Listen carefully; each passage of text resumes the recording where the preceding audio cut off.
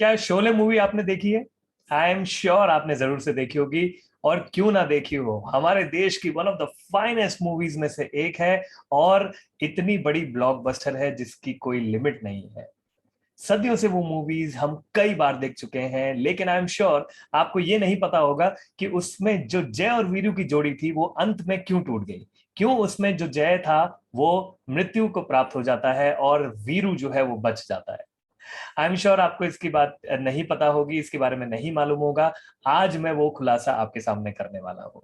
ये मेरी अपनी खुद की एक स्टोरी है। इसमें रमेश सिप्पी जी का कोई लेना देना नहीं है, ना ही ये मूवी का एक पार्ट है। ये मेरा खुद का एक अजम्पशन है कि जब ऐसा हुआ होगा तो आखिर क्यों हुआ होगा। तो इसको मैं कुछ एग्जाम्पल के थ्रू आपको समझाने वाला हूँ।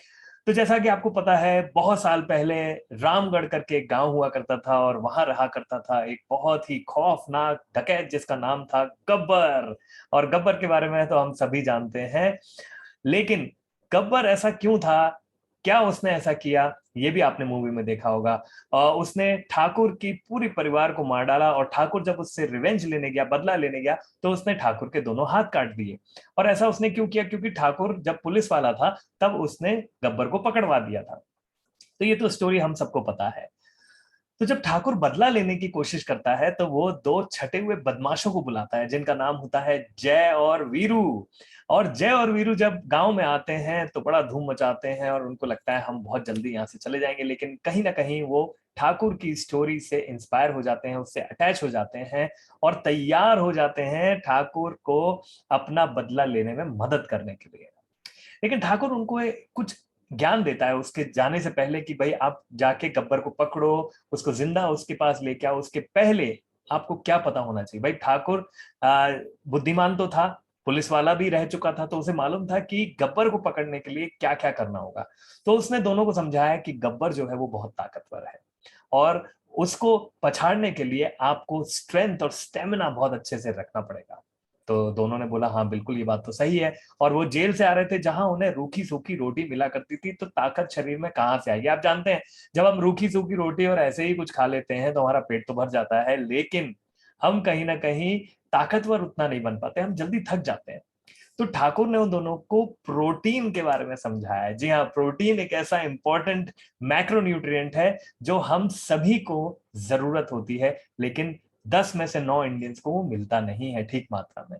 तो ठाकुर ने उनको बोला कि भाई तुमको अपनी मांसपेशियों को पहले अच्छा करना पड़ेगा, क्योंकि भागना पड़ेगा, चढ़ना पड़ेगा और उससे लड़ना पड़ेगा। तो उसके लिए आपकी मांसपेशियां जो है वो अच्छी होना बहुत जरूरी है, उसके अंदर ताकत होना बहुत जरूरी है। तो प्रोटीन से संबंधित चीजें खाओ, चने खाओ, छोले खाओ, राजमा खाओ और बहुत अच्छी अच्छी चीजें, सोयाबीन खाओ। अगर नॉनवेज खाते हो तो वो खाओ, लेकिन प्रोटीन की मात्रा बढ़ाओ। क्यों बढ़ाओ? क्योंकि हमारे सर के बाल से लेके पैर के नाखून तक सारी चीजें प्रोटीन से बनी हुई है। हमारा हर ऑर्गन प्रोटीन से बना हुआ है। मेटाबॉलिज्म को प्रोटीन बढ़ाता है। हर 1 किलो के बॉडी वेट पे 1 ग्राम प्रोटीन आपको चाहिए ही होता है।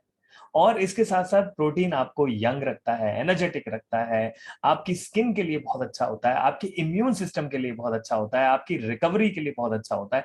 50 तरह के बेनिफिट है। तो दोनों ने वो बात समझ ली और दोनों लग गए बिल्कुल अपना प्रोटीन इनटेक बढ़ाने के लिए। जैसा जैसा ठाकुर ने बताया था वैसा वैसा वो करने लग गए।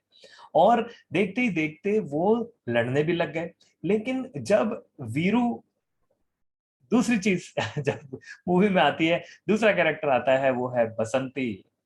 तो जब वीरू बसंती से मिलता है तो बसंती उसको एक सीक्रेट बताती है। अब बसंती उसे क्या सीक्रेट बताती है ये तो हम अगले वीडियो में देखेंगे। लेकिन वो जब उसको सीक्रेट बताती है तो दोनों आपस में अपने आप को कंपेयर करते हैं। यानी कि ठाकुर उन दोनों को वॉच कर रहा होता है और देखता है कि जय जो है वो वर्जिश भी कर रहा है, वीरू भी वर्जिश कर रहा है, यानी कि एक्सरसाइज कर रहे हैं दोनों की दोनों। और दोनों उसके बाद अच्छा प्रोटीन भी लेते हैं। लेकिन जय कहीं ना कहीं शाम तक आते आते बहुत थक जाता है, जिसकी वजह से वो ठीक से भाग नहीं पाता। तो गब्बर को पकड़ने के लिए उसको भागना तो पड़ेगा।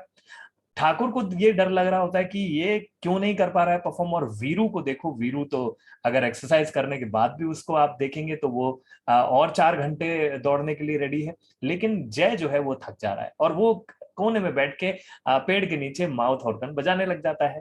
जबकि वीरू जो है वो बसंती के साथ खूब फन मस्ती भी करता है, गांव भी घूमता है। दिन भर फन मस्ती करने के बावजूद भी वो अपनी प्रैक्टिस को बहुत ढंग से कर रहा होता है। तो ऐसा क्यों हो रहा होता है? दोनों प्रोटीन्स तो ले रहे हैं, दोनों अपनी सेहत का ख्याल रख रहे हैं, दोनों वर्जिश भी कर रहे हैं, लेकिन आखिर ऐसा क्या है जिसकी वजह से दोनों की परफॉर्मेंस जो है वो फर्क हो रही है?